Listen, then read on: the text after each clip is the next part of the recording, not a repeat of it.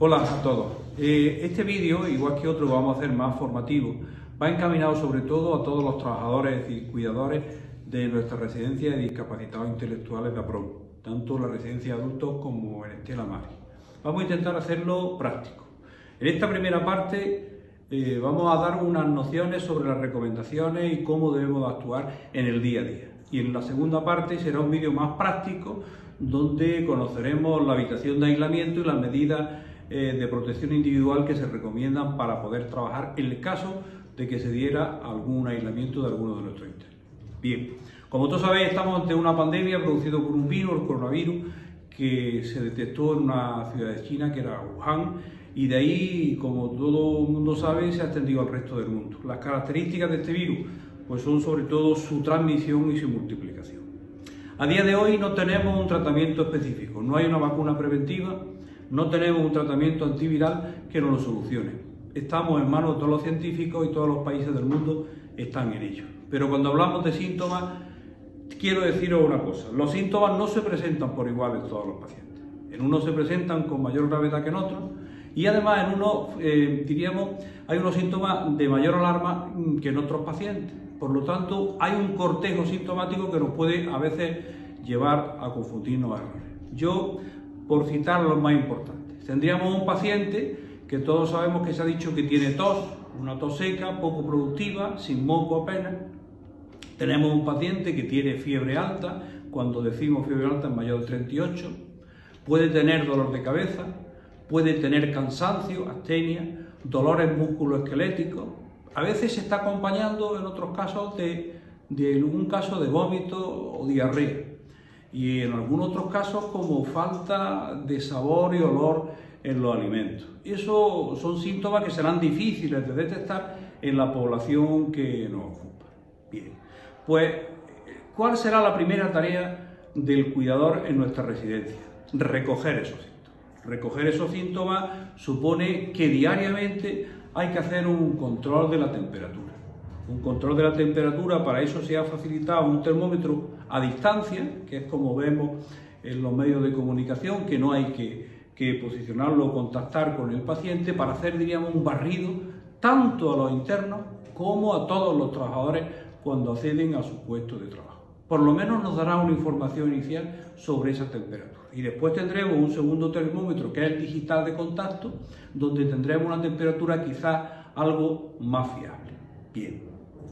Segunda cosa que tenemos que notar es que, al margen de la temperatura y de los síntomas de esa tos y los síntomas generales, es que cuando notemos que tenga algún problema o dificultad respiratoria, todos tenemos en la residencia el pulsiosímetro, que es aquello que se coloca en el dedo índice, después lo veremos en la práctica, para determinar la saturación de oxígeno y el número de pulsaciones.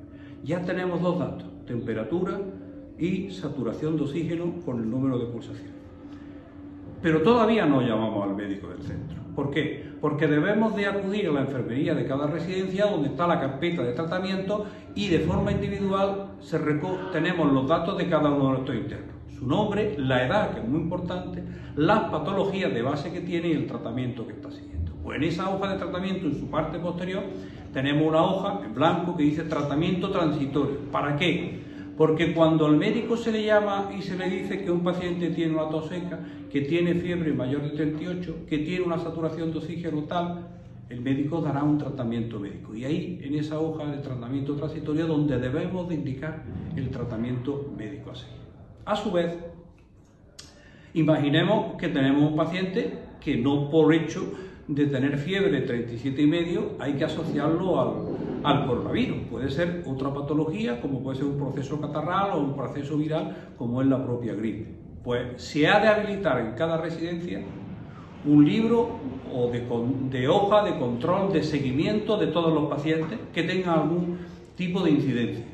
Es decir, cada día se recoge el nombre, se le llama al médico porque hemos detectado que tiene fiebre o que tiene vómito o que tiene cualquier otra incidencia, y el médico dará unas recomendaciones. Y evidentemente cada monitor irá escribiendo en esa hoja la evolución que vaya teniendo el paciente cada día. Bien, pues una vez que tenemos los síntomas recogidos, la temperatura, la saturación de oxígeno, tenemos la hoja de tratamiento, tenemos dos opciones. Uno, contactar con el médico del centro, que nos dará unas instrucciones, o, en su defecto, y porque no se contactara con él, llamaríamos al teléfono de Salud Responde. Recordarlo, el 900-400-061. Y de ahí se derivará un plan de actuación. ¿Cuál será? Bueno, si hay algún caso posible, cuando hablamos de casos posibles son sospechas, no confirmadas, pero que tenga síntomas como los que hemos descrito anteriormente y que tuviera algún síntoma de infección respiratoria, aunque fuera leve, igual se puede determinar que haya una actuación como el aislamiento domiciliario.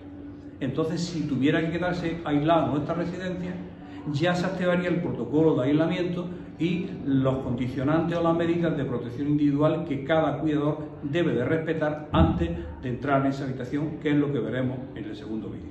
Pero también puede ocurrir que debido a esa infección respiratoria de mayor gravedad, el médico del centro, puesto en contacto con la sanidad pública, se determine su traslado a centro hospitalario y allí pueden quedar ingresados en planta o en la UCI en función de la gravedad del proceso. Repito, llamamos siempre al médico del centro, llamamos en su defecto a Salud Responde y escribiremos en la hoja de tratamiento el indicado por mí en este caso y en el libro de seguimiento médico todas las recomendaciones que se deriven. Pongamos, imaginaros que alguien tiene 37,5 y tiene algo de tos, pero una tos productiva, pues yo puedo decir, es conveniente que debido a esta patología que está sufriendo ahora, no es conveniente que esté con el resto de usuarios de la residencia. No hablo de aislamiento, pero sí hablo de que se esté desligado del resto de los internos y que esté igual en otro tipo de habitación por aquello de que pueda convivir con pacientes de mayor riesgo. Es decir, no confundamos la palabra aislamiento con la palabra alejamiento. Una vez que se han determinado esas medidas para los internos, diríamos, actuaremos según la indicación. No quisiera quedarme solo en las medidas preventivas que se han instaurado con los internos nuestros, sino también quisiera hablar de los trabajadores, porque son elementos fundamentales en que todo este problema que tenemos de la transmisión y el contagio del coronavirus se pueda llevar felizmente a cabo en este tipo de residencias. Cualquier trabajador que tenga algún tipo de síntoma, sospecha, que esté inquieto, que quiera preguntar y saber qué tiene que hacer, siempre puede contactar con el médico de Aprosmo todos los días y a cualquier hora del día. Pero además, como bien sabe, tiene en el tablón de anuncios un teléfono de Salud Responde, 900-400-061. Allí le pedirán una información sobre los síntomas y también un cuestionario epidemiológico, si ha salido fuera del país, si ha estado en alguna región o incluso si ha tenido contacto estrecho con algún portador o que tenga contagio con el coronavirus. De ahí se derivará un plan de actuación. Imaginaros por un momento que se determina que debe quedar en aislamiento domiciliario. Pues evidentemente será el propio servicio del SAS el que hable con el médico de familia de este trabajador, se produzca una baja médica por el concepto contingencia accidente de trabajo, que se le hará llegar al trabajador bien no por la presencia de él en el centro de salud, sino a través de algún familiar o bien telemáticamente, y ese trabajador quedará aislado en su domicilio con su baja médica y con un seguimiento por la sanidad pública. Si en algún caso se detecta que es portador o que tiene contagio, la actuación tiene que ser aún mayor. ¿Qué quiere decir? Que del servicio de epidemiología de la sanidad pública tiene que hacer un estudio de convivientes, de contactos estrechos, que afectará no solamente a familiares, sino también a todos los trabajadores y a los internos que hayan tenido, pues como dice la palabra, un contacto estrecho con dicha persona. Y se dará también un plan de actuación. Fijaros lo que puede ocurrir cuando haya un contagio en alguno de los trabajadores o en alguno de nuestros internos. Bien, ¿qué medidas preventivas se han implantado en ambas residencias? Hay unas medidas generales. Todos sabéis que a la entrada de la residencia hay un subapel en el suelo que tiene una solución de hipoclorito que sirve un poco para desinfectar incluso el propio calzado. A la entrada de la residencia hay un cartel informativo que nos dice que es condición sine qua non para entrar a hacer la desinfección de manos con el gel hidroalcohólico. Acto seguido, el trabajador que se incorpora a la residencia que llega con su ropa de estar en casa y no con el traje o la ropa de trabajo, esa se la pondrá dentro de la residencia. Acto seguido, repito, después de hacer la desinfección de manos, se colocará su mascarilla de protección y se colocará sus guantes de protección. Con respecto a la mascarilla de protección, deciros que se va a entregar una mascarilla que nos ha llegado hoy, que es la FFP2, que es una mascarilla especial, porque son una mascarilla que actúan sobre el filtra todo el aire que respira el cuidador. Son especiales y están indicadas para aquellos trabajadores que tengan alguna patología de base de riesgo, por ejemplo, que tengan una cardiopatía, que sean hipertensos, que sean diabéticos y sobre todo que tengan alguna afección respiratoria. Se le va a entregar a cada uno una mascarilla para el uso diario. Tiene una vida media entre 3 y 5 días. Esa mascarilla será la que utilizaremos en el caso de que se produzca algún tipo de aislamiento en la residencia. Pues después de entregar esos EPI, que son los equipos de protección individual, como todos sabéis, en cada residencia hay un cartel donde se van indicando cada una de las medidas a seguir en la residencia. En cada planta todos los trabajadores están debidamente informados, de tal manera que saben en todo momento lo que tienen que hacer.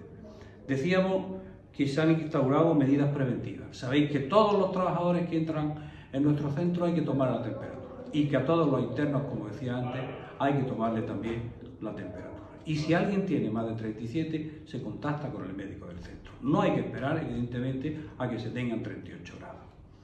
Esas medidas preventivas no solamente afectan a la protección de los trabajadores y de los internos, sino también a las normas de limpieza de los centros. Las cuidadoras se les ha entregado una hoja, a las limpiadoras se les ha entregado una hoja indicativa de cómo debe realizar la limpieza diaria de toda la residencia, haciendo especial mención en los pomos de las puertas, en las manivelas, los pulsadores, etcétera, etcétera. En el caso de que tuviéramos en la habitación de aislamiento a alguno de nuestros internos, esas medidas de limpieza se aumentarían, de tal manera que no solamente afectan a esos pequeños detalles, sino a toda la superficie, como son el cuarto de baño, la cama, la mesita de noche, etcétera, etcétera. Tienen que ir siempre provistas con su mascarilla, con sus guantes, y en el caso de entrar en ese tipo de habitación también se le pondría un peto específico para evitar la contaminación. Tiene que haber un registro diario del control de limpieza de esa habitación. Y con esto solamente decir que en la segunda parte veremos cuáles son los equipos de protección que ha de utilizar cada cuidador en el día a día y sobre todo cuando tengamos algún caso de aislamiento en alguna de las residencias.